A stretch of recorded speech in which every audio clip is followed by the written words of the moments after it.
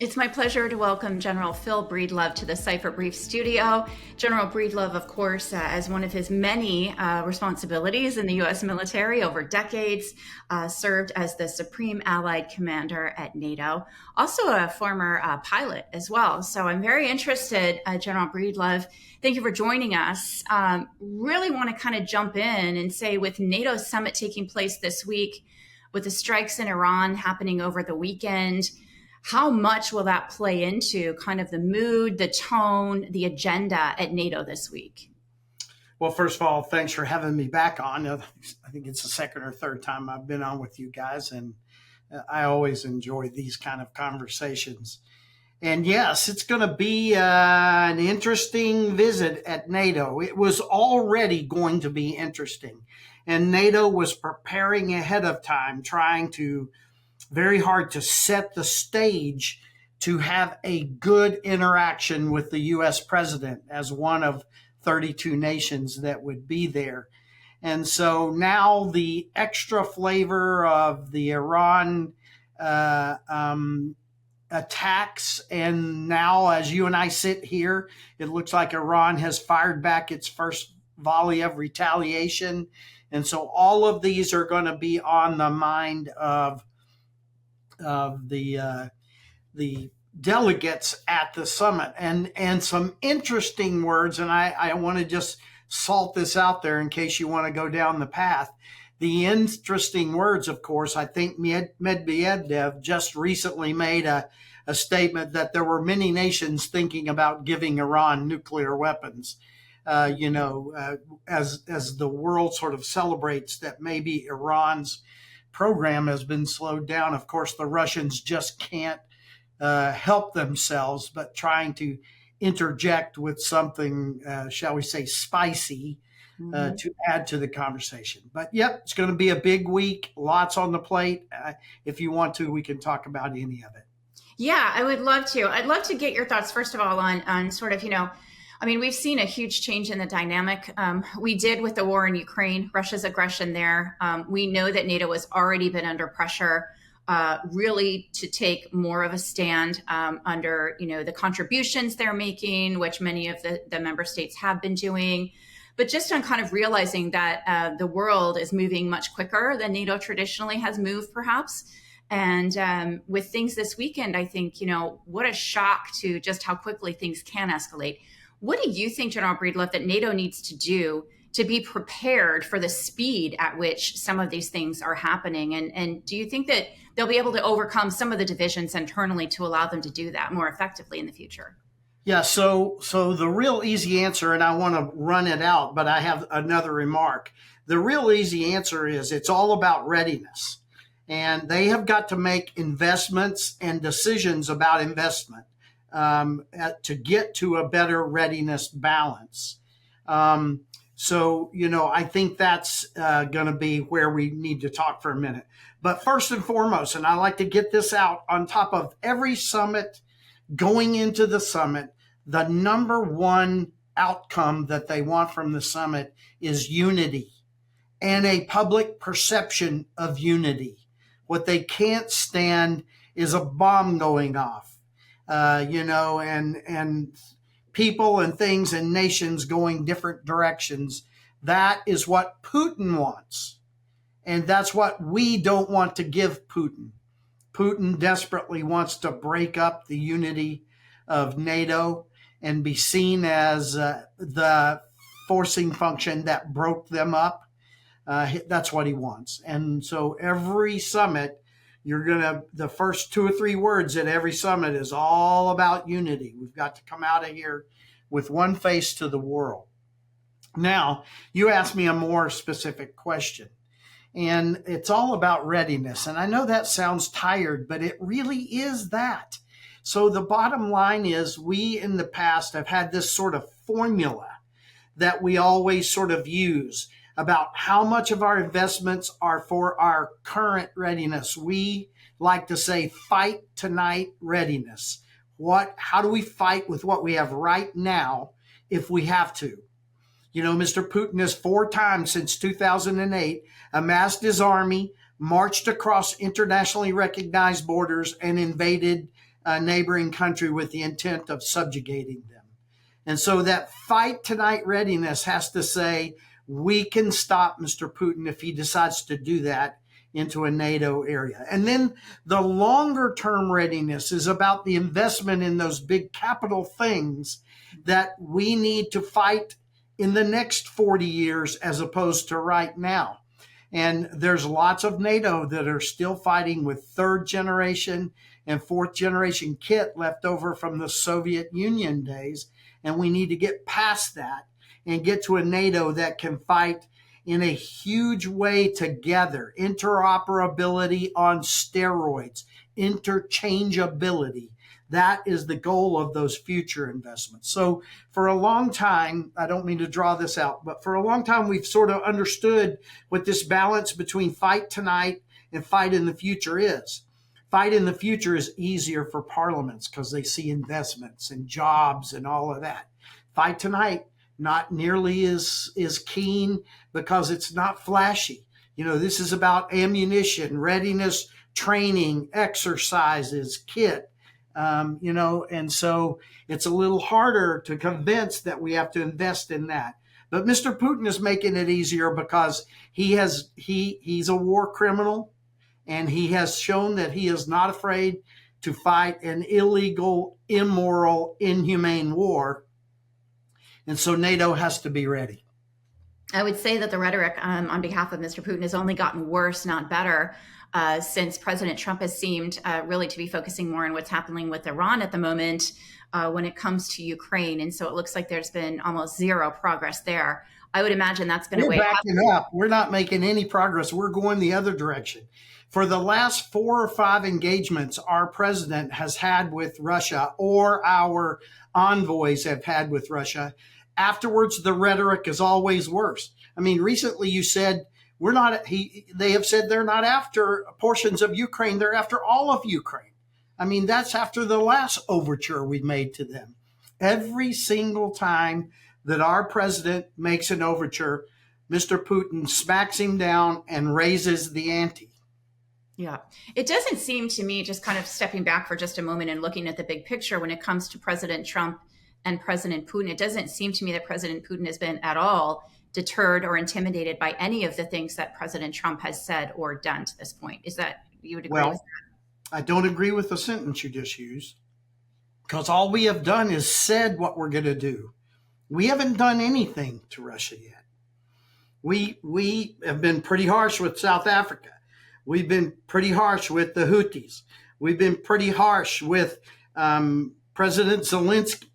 And, you know, we have actually taken actual actions against our partner in Ukraine. We cut off intelligence. We cut off supply. We haven't actually done anything to Russia. We've said we were going to do things, and we've sort of threatened to do things, but we have not actually done anything to Russia yet. Threats of sanctions or further support to Ukraine just haven't really been on the table. All right. What would be, do you think, a win for you from NATO's perspective out of this week? And what do you think realistically we're going to get out of this summit? Well, I think that I don't know if you know, or I know you know, but your readers don't know that I've been in Europe for 5 of the last 6 weeks, and I've visited 8 capitals at a very senior level in all 8 of those visits. And what I see is a great move to have this summit come together and actually deliver the kind of things that President Trump is demanding. And I only know of one, and I'm not going to speak that name because they may change their mind and I'm not going to out them, but only one of those countries that I visited is unlikely to meet the 5%. Mm-hmm. All the rest of them, I think, fully intend, under the rubric of 3.5% direct investment in the military and 1.5% of ancillary military associated investments. I think that the nations are working hard to agree to that and get to that. So for me, the first and foremost deliverable is if we come out with a strong statement of unity, separate from the demands of any one country, just a statement of unity. Remember, it wasn't too long ago that we finally in NATO agreed that Putin is an enemy. He's not a partner. He's not an ally. He's not even a friend. He's an enemy. And he is identified that way in all of NATO's paperwork now. And so a strong restatement of who the enemy is and what we're about in NATO, item 1, that would be a huge success. Item 2, if we had complete acceptance of the 5%, that would be awesome. If we have acceptance minus 1 or 2 that can be worked on down the line, that would be great too. But the main thing is, well, frankly, you kind of said it. We really have a NATO that is moving forward in investment now. We have a NATO that in several countries in a per capita way are investing more than we are in America. And so there are nations who are getting it and they're moving out. But to have a good, strong showing on the 5% and have a good, strong showing of those who intend to make it with a plan in their budget, that would be the 2 best outcomes. Where are the danger spots as you see them? Where is it where things could really go wrong if they're not able to provide that unity that you're calling for, that I think everybody knows they need to have? Well, the good news is that, again, NATO has formally and now have it written into their plans that Russia is the enemy. And so the first place we don't want things to go wrong is to back up on that. We know that Mr. Orban and a few other places are closely associated with Mr. Putin. But would they have the sort of chutzpah to, try to mess up the deal in the summit? I don't know. But to stick to the basic tenets and principles of what we're about in NATO is important. And it always is important, maybe more for the world, but certainly with new members of NATO and in the current situation, to remind ourselves of the NATO Charter and how we have an Article 3, which comes before Article 5. Everybody wants to talk about Article 5.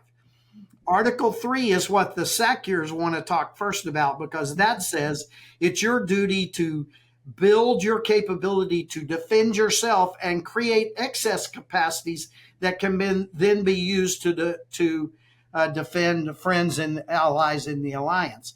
And so if we come away with a strong understanding that it is our job to prepare for defense and invest appropriately in defense, and then therefore be ready should we need an Article 5, it's always good to have that sort of reaffirmed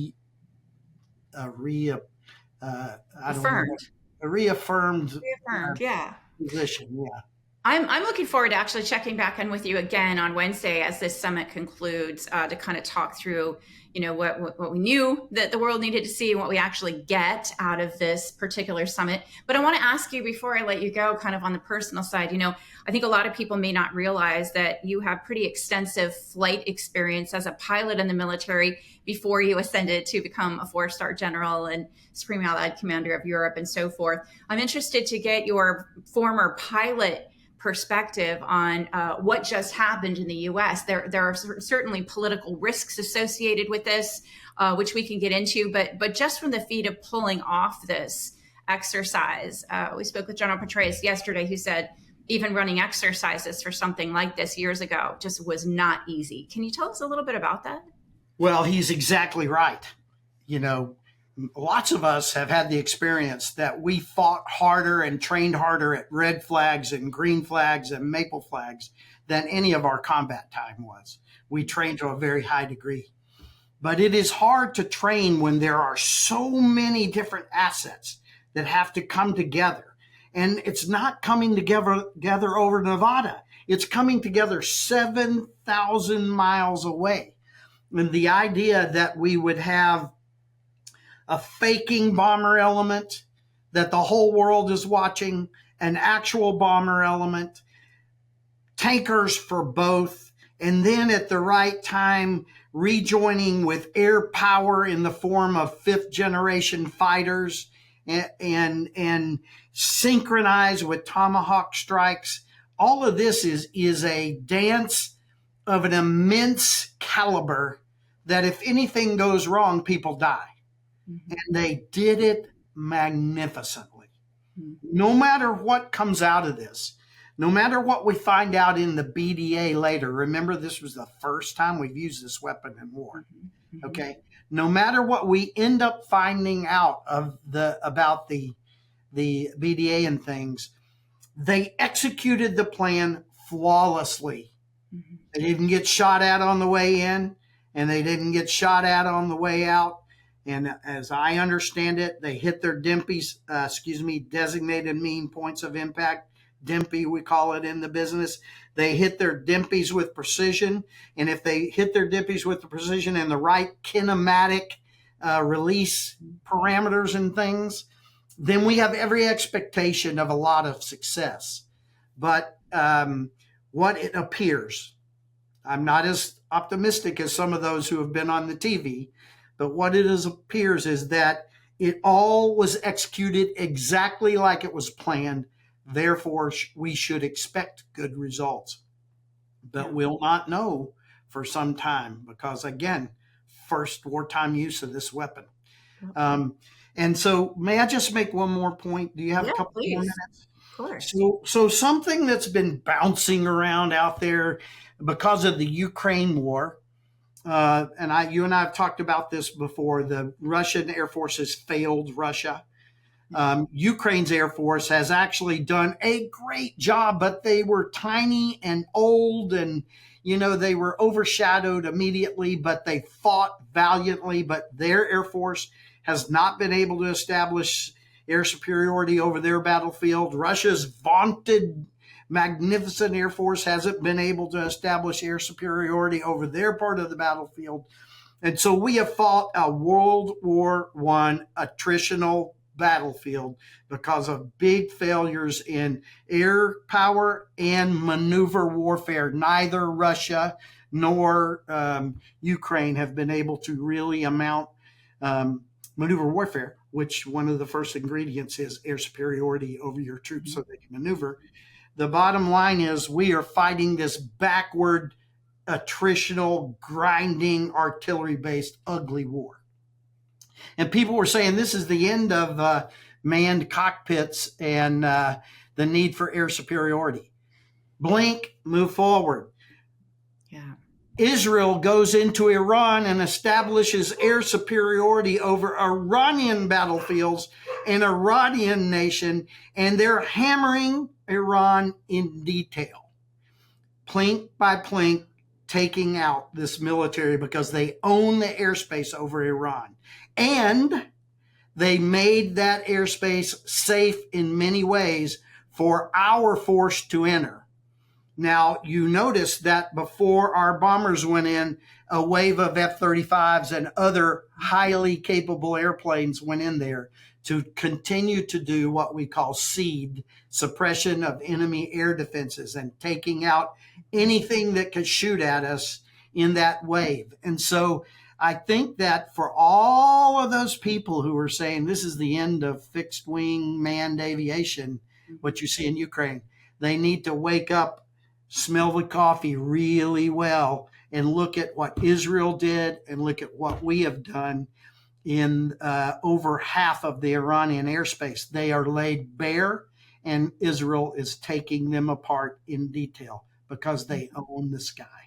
Piece by piece with the targeting of these anti-missile, the missile launchers as well. So General Phil Breedlove, it's such a pleasure always to talk to you and get your perspective on so many things. I'm really eager to talk to you again a little bit later this week as NATO wraps up its first summit to get your thoughts on where to now. But I really want to thank you for joining us here in the Cipher Brief studio. It's always a pleasure to see you. Always a pleasure to see you as well.